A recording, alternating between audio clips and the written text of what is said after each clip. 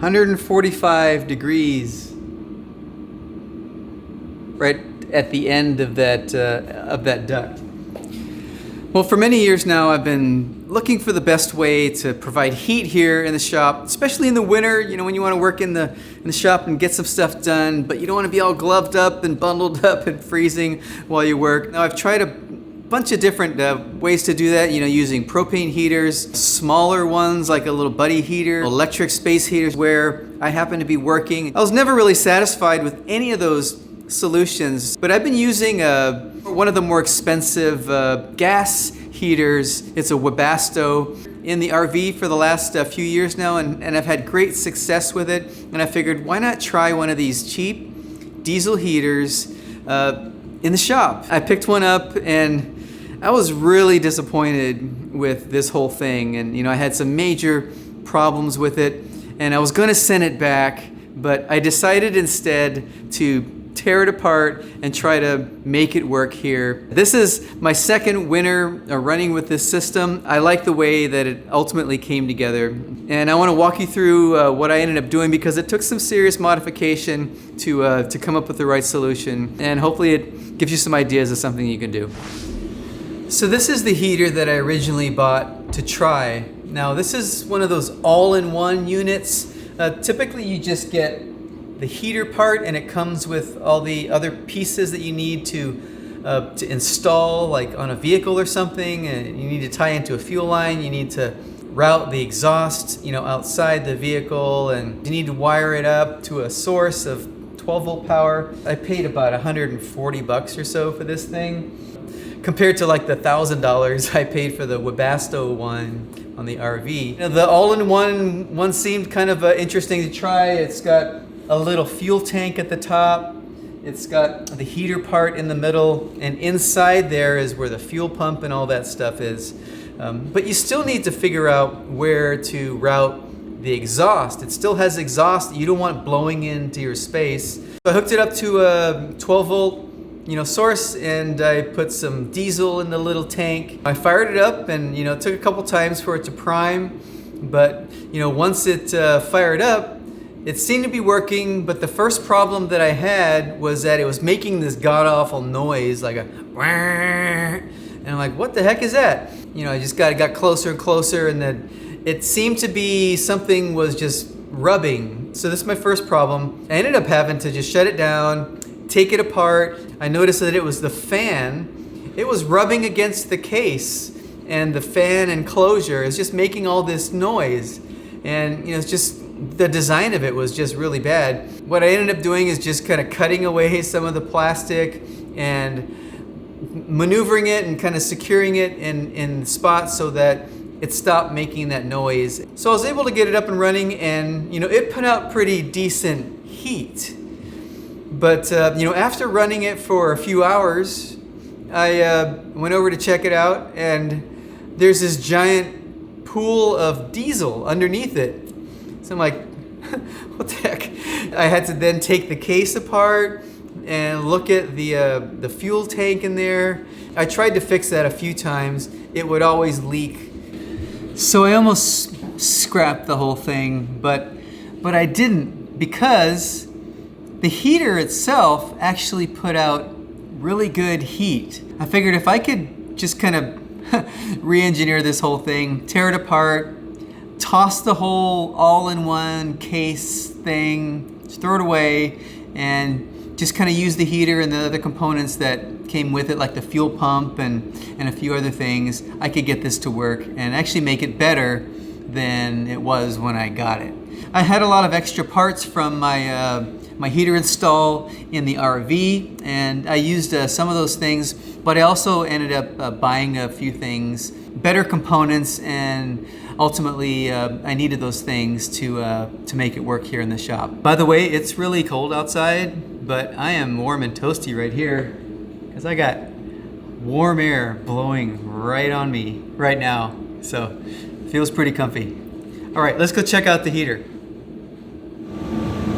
So this is the heater here. It's just kind of suspended from the ceiling. Now the only thing that I salvaged from the original case, that container, was this this base, and the heater sits on here. There's a hole in the bottom, and it worked out well for just being able to anchor it to this thing and still have a place for the exhaust and the intake and the fuel line. This whole bracket thing, it came from our RV, our Class C motorhome, that I ended up tearing out to this jackknife sofa, and these metal brackets were part of that, and I figured I'm gonna keep them. I think I could probably use it for something.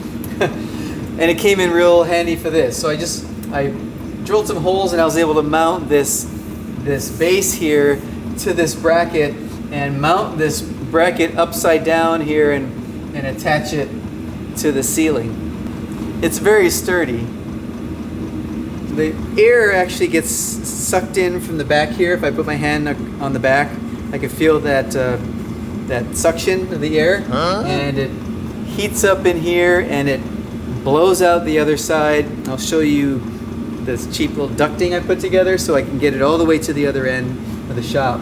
Now the intake actually is here. I just have it sitting back behind this cavity here, and the fuel line comes here. I'll show you how I have the fuel routed, and the exhaust actually is right here, and it flows out here and directly outside. Now I'll also show you how that works. It's powered through this wiring harness, and it takes a 12-volt power source, which I have some 12-volt power over here that I have wired into this, but it has this little wiring harness, so you just have to connect the positive and negative to it. So I ended up putting all the other pieces, like the fuel pump and the filter and everything, inside this box just to keep it all out of the way, and it's just an old electrical box. What I normally do is I'll put insulation in here, because you can hear that tick tick tick ticking of the fuel pump. Hear it? Yeah, I can muffle that a little bit by putting some insulation in here and putting the lid back on. But yeah, everything's just kind of routed through here. Here's the incoming fuel here, and it goes through the fuel filter, and then the fuel pump itself is mounted at an angle, and it goes up through here. Fuel line goes into the heater. Now, sitting outside here is this little control unit, so you can turn it on. You can adjust the frequency of the fuel pump, and it basically, you control the heat that way. And it also has a little key fob, so I can turn it off and on from way over there on the other end of the shop. I have a piece of Velcro here that holds it in place. What I ended up doing was just using a standard 5-gallon fuel tank, because the little tank, I think, is a 1 liter or 2 liter maybe fuel tank that it comes with in the all-in-one unit. It's not that good, you know. It's not gonna heat the place for too long. I wanted to just kind of set it and leave it and be able to run it for several days and not have to worry about it. So just used a regular 5-gallon gas can. I installed one of those fuel taps just by drilling a hole through the cap here on the tank. Yeah, so here's one similar to the one that I have. This one's about $17. The fuel line is actually connected to the fuel tap that's drilled into there, and it kind of goes into the bottom of the tank and pulls fuel from there. And then the fuel line is just a regular fuel line that runs all the way up to the fuel filter and the fuel pump. What I didn't want to do is have to actually take this fuel can to the gas station to refill it. I want to just kind of leave it here and just have that constantly fueling my heater when I need to keep it warm. So I just use this extra tank here, and this is the one that I actually take to the gas station, and I fill it up. I get 5 gallons of diesel fuel, and I just use this little pump to pump the gas from this tank to that can. So let me show you how that works. It's really easy. It's just a little cheap pump we got from Walmart. I just kind of eyeball it from looking at the side of the can. I take this to just loosen up the cap here. Heater's still running, just enough to get it off just a little bit, and then I'll take this one off and have my little pump. I just stick it in here like this, and a little switch. There you go. And I just transfer fuel from this can into this one until it's pretty full. Then I can just grab this one next time I go to the gas station, fill it back up, and then yeah. So then I get like I've got 10 gallons of fuel to work with, which lasts me quite a while.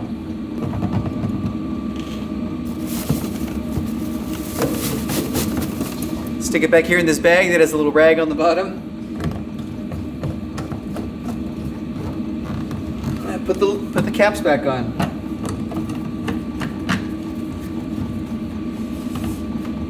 And then it just keeps running. Now you're probably wondering, how much fuel does this heater actually use? And I would say in a stretch of time, about 8 to 12 hours, I don't even think it goes through a gallon, of fuel. So what I'll do is I'll typically turn it on maybe an hour or so before I'm going to be down here working, so it has time to heat the place up. And I'll just leave it on for a while until I'm done for the day, and then I'll shut it off. With 10 gallons here, that lasts quite a while, and I might, if I'm working heavily in the shop for a few days at a time, I'll go through a few gallons of fuel. But it's definitely worth it, for keeping the place warm, making it comfortable, while I'm working, especially when it's super cold outside.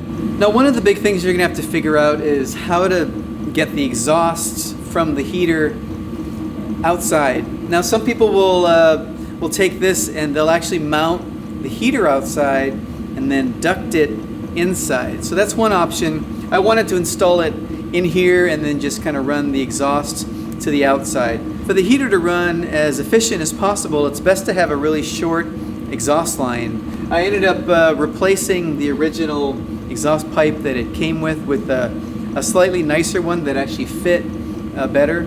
So I'll link to the one that I ended up getting and using here. But I installed that here. It's a pretty short run. It's probably only about 3 feet from here to the outside. I also had some of this heat wrap stuff that I put over the pipe to kind of insulate it a little bit as it left the building. I cut a 4-inch hole here through the sheetrock and just put some of this sheet metal flashing that you can just get at the home store. And I ended up just peeling back here just to kind of have this little sleeve here that it runs through to go to the outside.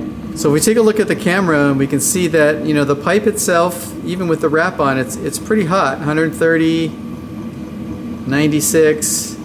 At the hottest part right there, it's like 150 degrees. But if we go to the side where the wall is, it's 68 degrees, 67, 70 degrees. So it's keeping the heat away from the wall quite a bit, so it's working pretty well. What I ended up using to get the exhaust line through that outer wall was one of these marine grade, I guess they're just exhaust outlets that are designed for bulkheads and I guess vehicles too. So they're designed for these types of heaters, and they have the right diameter for the exhaust pipe. It seemed to work really, really well. It has kind of an insulated ring inside that separates the part where the pipe actually is connected to from the outer housing. So it worked pretty well. I drilled a hole and I put this thing in here and screwed it in, attached the exhaust line, and then also wrapped it in some of that heat shield. Let me take you outside and I'll show you where that is, and I'll show you what the heat difference is between the exhaust coming out and the surrounding area.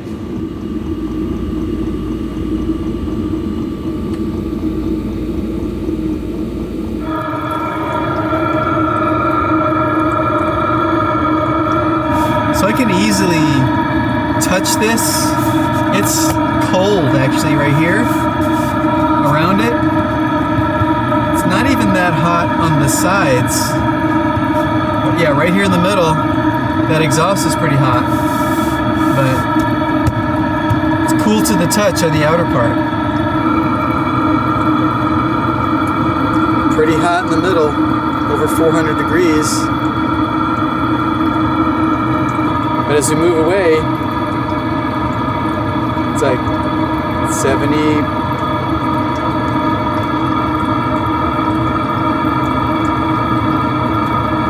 70 degrees. Yeah.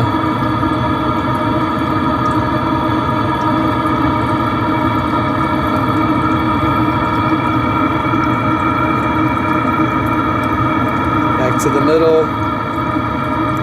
Super hot, 400 degrees. All right, it's cold and rainy out there, so now I'm all wet, a little cold. So warm up here. Feels good. Let me show you how warm the air is actually coming out of the ducting, which I have run all the way to here. It's about 15 to 20 feet. 145 degrees right at the end of that duct. I've had it up to 170 if you get really close. Yeah, 177 right here. So pretty hot at the end, like 140, 150 degrees. And then as we move down, we see it's pretty well insulated and cool at about 61, 60 degrees right there. So to get the hot air all the way from the heater over to where I typically work, which is either here or over in that section, I just got a couple of these expandable sections of 3-inch ducting, and you can pull these apart pretty long.